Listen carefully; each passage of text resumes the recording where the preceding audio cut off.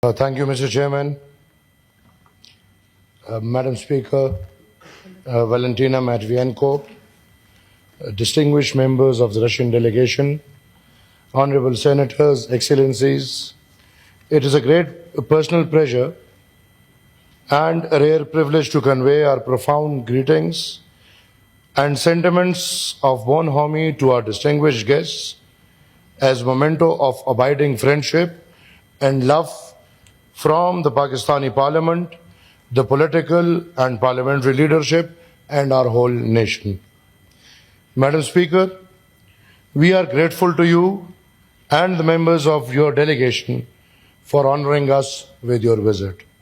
I am confident that this valuable interaction and exchange of ideas between parliamentarians from the two sides would go a long way in further enriching, diversifying, and deepening fraternal Pakistan-Russia relationships. Madam Speaker, your visit marks a historic headway in furthering Pakistan-Russia relations and cooperation. I am buoyed by absolute confidence that together we can lay the foundation for an even stronger partnership in the future to realize commonly cherished ideas of peace, development, progress, innovation, enlightenment, and harmony. The bonds of friendship and cooperation that we have renewed during your visit will enrich and deepen our bilateral, inter-parliamentary, economic, investment, and trade linkages. Madam Speaker, it's a very proud day for me today. Talking about 100 years old history, I am a proud hire standing in front of you right now. Let's remember my great-grandfather and my grandfather, Khan Abdul Ghaffar Khan and Khan Abdul Wali Khan, who late, both are now late, who just for this ideology and mindset that we must have friendly relationships with our neighboring country, regional countries, have been labeled traitors in Pakistan, as we said before, have been labeled agents of Russia. And in Pakistan, we and you both have been called the red non-Muslims. And I'm proud of that today, that Pakistan is moving in the direction where we asked them to move 50 years ago. The only reason we had to struggle for the 50 years taking Russia was our idea of having friendship with regional and neighboring countries. Taking this privilege, I request the chair to extend hands towards all neighboring countries. We must have a friendship criteria before everything. We must have good friendship with India. We must have good friendship with Afghanistan. We must have good friendship with Iran, China, Russia, and we must promote dialogues between these countries.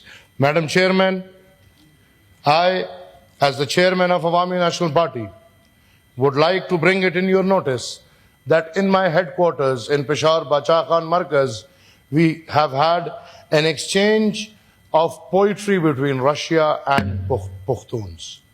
Alexander Pushkin's statue is there in Bacha Khan Markaz, where anyone can go and find it, and the ambassador knows it very well.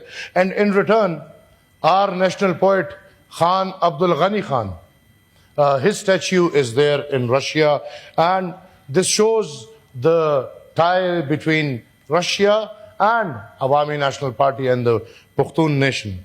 Madam Chairman, just to remind everyone, in 80s, we had a students' exchange program where people from Awami National Party, the Pukhtuns, used to be sent to Russia where they would study on scholarship, and at this moment there are thousands and thousands of Pukhtuns living in Russia, living their lives over there after that program, and we would love that program to be reinitiated, and we would love student exchange programs, and some more technical programs over there. Madam Speaker, history is history, but we cannot live in history. We must learn from history, and then we must move on. History might be brutal. Let me state that. Sitting and standing in my country, have to face a lot of troubles. But again I say, history might be brutal. But Madam Speaker, as I said, we have to learn lessons and we have to move on. And your visit and this delegation's visit to Pakistan shows that yes, we are moving on.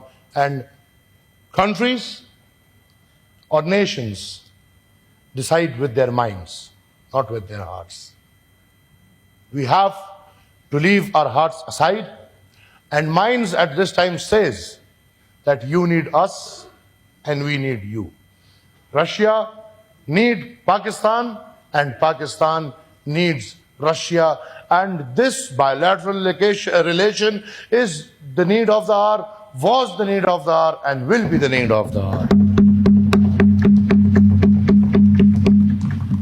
Whatever, Madam Speaker, is happening is our dream.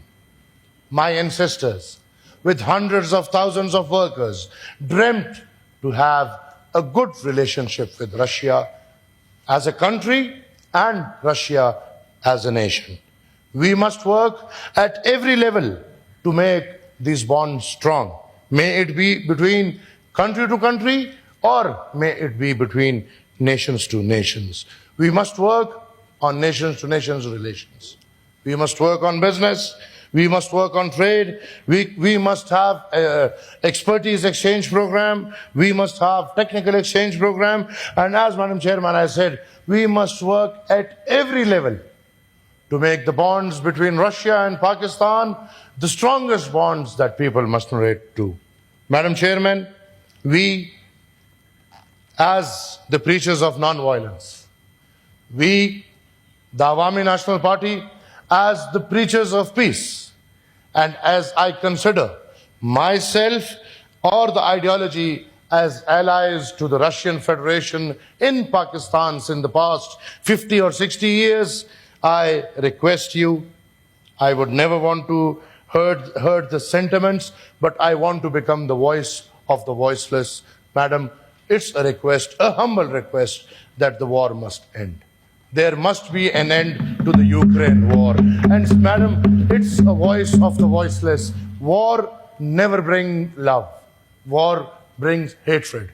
War brings disharmony. And every matter must be solved across the table. Madam Speaker, it will be a lovely gesture if we can have this as a present to this Pakistan or the Republic of Pakistan, and this war comes to an end, because, Madam, we and you all must promote love. We must promote non-violence. We must condemn what the violent countries are doing. We must condemn what Israel is doing. We must condemn what Israel, backed by the US, is doing. War is not in favor of anyone. The world must put an end to the war, and we and you must put together our voices for or against the brutality of Israel, what Israel is doing in the world. Supported and backed by the US of A, we must put an end to it. We must put a foot down in it, that there must not be any war. And if our lovely life or our peace is disturbed, we must join our hands together for peace to be supported and put back. I would also like to congratulate the government of Russia on the successful conclusion of the BRICS summit. And Madam Speaker, we, Pakistan, would love to be part of your summit. We would love to be part of the BRICS. And it's again voice of all Pakistan nation that you put our word ahead, and Pakistan must be part of the BRICS. I would also request the government of Russia to consider the installation of a small atomic power station in Pakistan, which is already in process. And as I've been to Russia and I know what a lovely country, what a lovely nation, working on 100 regional languages. My God, we cannot work on one language. Russia is working on 100 regional languages, and I salute that country just because of this. Ma'am, it also reflects our shared belief that through dialogue and legislative cooperation, we can nurture partnerships that transcend political boundaries and bring our people closer together. I am confident that our parliamentary ties will also continue to flourish with more such exchanges so as to share good practices and expertise for mutual benefit. Madam Chairman, on this note, I once again welcome and greet Your Excellency in our midst, confident that the friendship between Pakistan and Russia would grow from strength to strength and generation to generations in year to come. I thank you. No permission. Madam Speaker,